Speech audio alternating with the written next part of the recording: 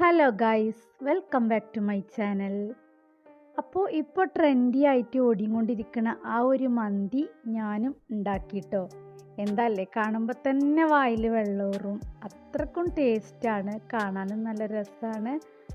അപ്പോൾ കുട്ടികൾക്കും വലിയവർക്കും ഒരുപോലെ ഇഷ്ടപ്പെടുന്ന ഈ ഒരു മന്തി വീട്ടിൽ ഒരു പ്രാവശ്യമെങ്കിലും എല്ലാവരും ഒന്ന് ട്രൈ ചെയ്ത് നോക്കണം. നല്ല ടേസ്റ്റാണ്. അപ്പോൾ എന്തായാലും ഈ ഒരു മന്തി എങ്ങനെയാണ് ഞാൻ ഉണ്ടാക്കിയെന്ന് നിങ്ങൾക്കറിയണ്ടേ? അതിനായിട്ട് എൻ്റെ വീഡിയോ കാണുക. ആദ്യമായിട്ട് കാണുന്നവർ ആരെങ്കിലും ഉണ്ടെങ്കിൽ എൻ്റെ ചാനലൊന്ന് സബ്സ്ക്രൈബ് ചെയ്ത് തന്നെ ഒന്ന് സപ്പോർട്ട് ചെയ്യുക. ഇഷ്ടപ്പെട്ടാൽ ഒരു ലൈക്ക് കൊടുക്കുക.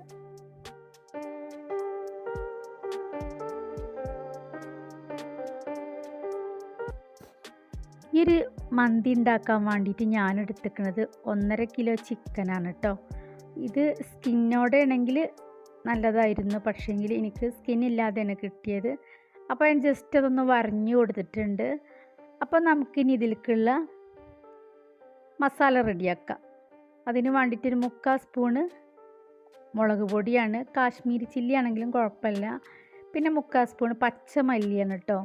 മല്ലിപ്പൊടിയാണെങ്കിലും സാരമില്ല, അത് മതിയാകും. പിന്നെ 3 വെളുത്തുള്ളിയാണ്.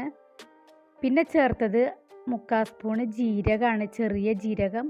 പിന്നെ ആവശ്യത്തിനുള്ള ഉപ്പും ചേർത്ത് കൊടുത്തു. പിന്നെ ചേർത്തത് 3/4 സ്പൂണ് കുരുമുളകാണ്, പൊടിക്കാത്ത കുരുമുളകാണ്. പിന്നെ നമുക്കിതിലേക്ക് ആവശ്യമുള്ള ഗ്രാമ്പു, പട്ട, ഏലക്ക അതൊക്കെ ചേർത്ത് കൊടുത്തു. ഇത് നമുക്ക് നന്നായിട്ടൊന്ന് പൊടിച്ചെടുക്കാം.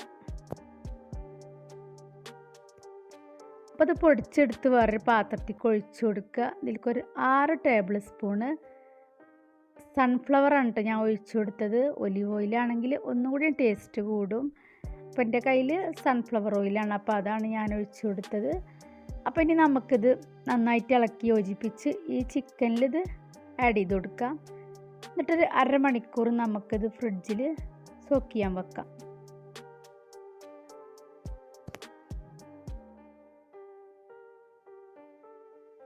അപ്പോഴേക്കും നമുക്ക് റൈസ് ഉണ്ടാക്കാൻ നോക്കാം. അപ്പോൾ ഈ ഒരു കപ്പ് അളവിൽ 2 കപ്പ് അരിയാണ് കേട്ടോ. ബസ്മതി റൈസാണ് ഞാൻ എടുത്തിട്ടുള്ളത്. ഈ ഒരു കപ്പിൻ്റെ അളവിലാണ് എടുത്തിട്ടുള്ളത്. അപ്പോൾ അതിന് വേണ്ടി ഞാനൊരു പാത്രം സ്റ്റൗവിൽ വെച്ചിട്ടുണ്ട്. ചുവട് കട്ടിയുള്ള പാത്രമാണ് ഒന്നും കൂടി നല്ലത് കേട്ടോ. ഇത് സ്റ്റീലാണ്, എന്നാലും വലിയ കുഴപ്പമൊന്നുമില്ല. പാത്രം ചൂടായി വരുമ്പോൾ നമുക്കിതിലേക്ക് ഒരു 3/4 കപ്പ് അളവിൽ സൺഫ്ലവർ ഓയിൽ ഒഴിച്ചു കൊടുക്കാം. ഓയിലൊന്ന് ചൂടായി വരുമ്പോൾ നമ്മളിതിലൊരു 4 വെളുത്തുള്ളി ചെറുതാക്കി അരിഞ്ഞത് ഇതിൽ ചേർത്ത് കൊടുക്കുകയാണ്. നല്ല ബ്രൗൺ കളറായി വരുന്നവരെ അതൊന്ന് ഇളക്കിയെടുക്കാം.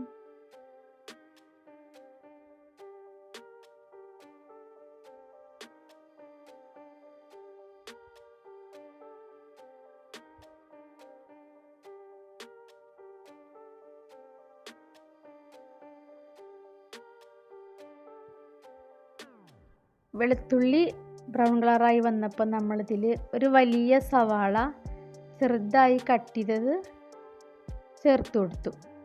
അത് നല്ല ബ്രൗൺ കളർ ആണവരെ ഇളക്കി കൊടുക്കാം.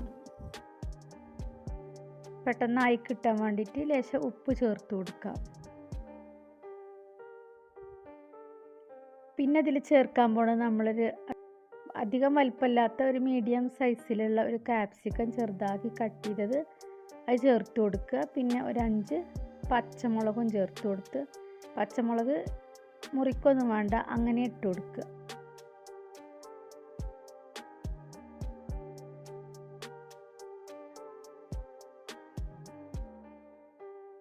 ഇനി നമുക്ക് റൈസിലേക്കുള്ള മസാല എന്തൊക്കെ നോക്കാം.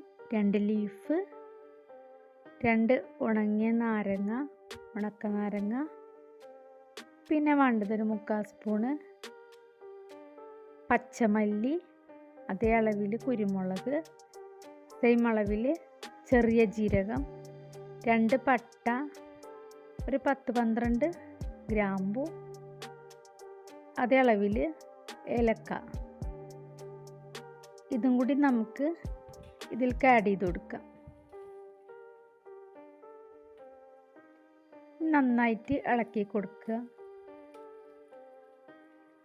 എല്ലാത്തിൻ്റെ പച്ചമണമൊക്കെ പോണ വരെ ഒന്ന് ഇളക്കിയെടുക്കുക.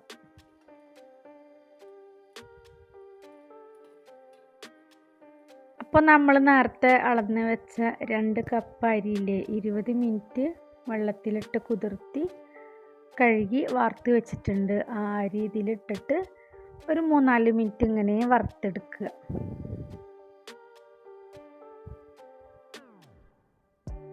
അടിയിൽ പിടിക്കാതെ നോക്കുക.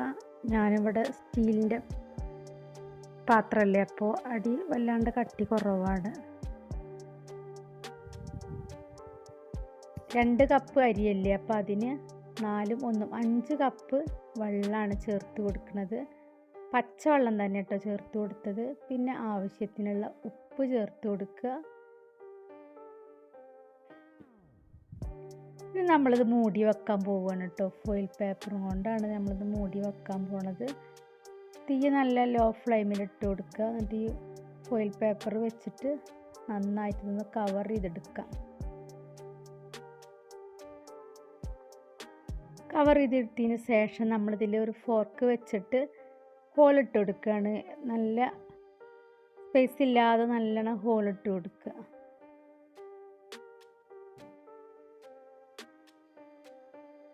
രണ്ട് പ്രാവശ്യമൊക്കെ ഞാൻ ഫോയിൽ പേപ്പർ ഇതിൻ്റെ മുകളിൽ വാം ചെയ്തിട്ടുണ്ട് കേട്ടോ.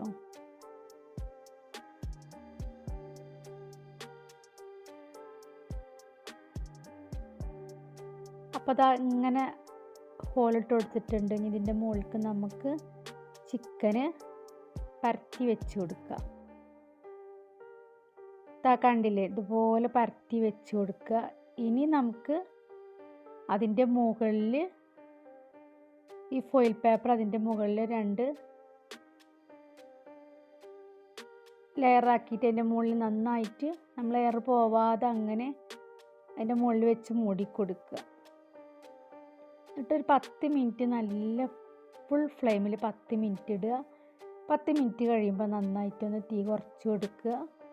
പിന്നെ ഇത് ടോട്ടലി 40 മിനിറ്റ് കേട്ടോ. ഞാനൊരു 20 മിനിറ്റ് കഴിഞ്ഞപ്പോൾ ഞാനൊരു അടിയിൽ വേറൊരു പാത്രം വെച്ച് കൊടുത്തു. അതായത് ഇതിൻ്റെ ചൂട് അത്ര കട്ടിയില്ല, അപ്പോൾ ഇനി അടി പിടിക്കണ്ട വിചാരിച്ചിട്ട് ഞാൻ വേറൊരു പാന് വെച്ച് കൊടുത്തു. അപ്പോൾ 40 മിനിറ്റ് ആയിട്ടുണ്ട്. ഞാനത് മെല്ലെ തുറന്ന് നോക്കുമ്പോൾ ചിക്കനൊക്കെ നന്നായിട്ട് വേവായി വന്നിട്ടുണ്ട്. നല്ലൊരു സ്മെല്ല് തന്നെ വരുന്നുണ്ട് നിന്ന്. കാരണം ആവി പോവാതെ അങ്ങനെ തിങ്ങി നിൽക്കല്ലേ, തുറന്നപ്പോൾ നല്ലൊരു സ്മെല്ല്. നമുക്ക് ചിക്കനൊക്കെ മാറ്റി നോക്കാം എങ്ങനെയുണ്ട് നമ്മൾ റൈസ് നോക്കാം. ഇപ്പോൾ റൈസ് ഇതാ നന്നായിട്ട് വേവ് ആയി വന്നിട്ടുണ്ട്. ഒന്ന് ഇളക്കി നോക്കുമ്പോൾ നല്ല പാകത്തിന് വന്നിട്ടുണ്ട്.